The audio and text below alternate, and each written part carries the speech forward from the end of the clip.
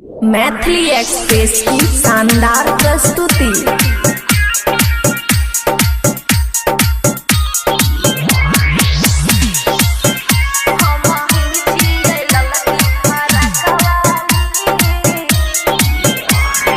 DJ Sumit Satish महिमा, खुशी recording studio बलुआ। एने ओने छोरा किया भागल छिरे, गुलाबी के पीछा सब लागल छिरे।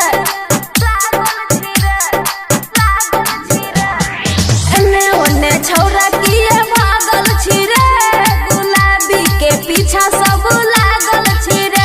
अब खई है रे छौड़ा तू दूध के छाली, अब खई है रे छौड़ा तू दूध के छाली। हम ही छियै ललकी फरक वाली, हम ही छियै ललकी फरक वाली।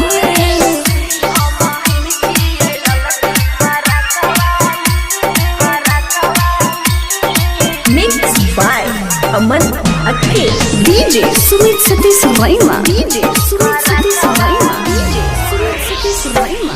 अखिया में काजल जब जब लगाइबो, प्यार में अपन हम पागल बनाइबो।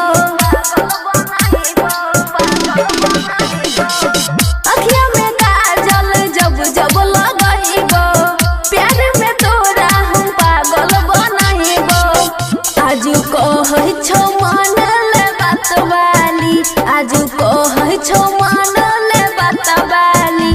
हम ही छियै ललकी फरक वाली, हम ही छियै ललकी फरक वाली।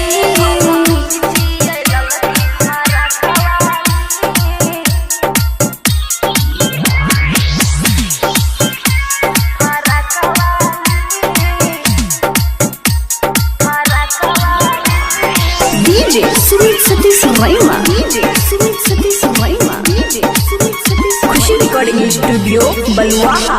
प्यार के फीलिंग देने रे सनम, कहै छियौ तोरा सयमन, कहै छियौ तोरा सयमन। प्यार के फीलिंग देने रे सनम, कहै छियौ तोरा सयमन। बात कहै छौ सुने तोरा दीपाली, बात कहै छौ सुने तोरा दीपाली। हम ही छियै ललकी फरक वाली, हम ही छियै प्यार की फरक वाली।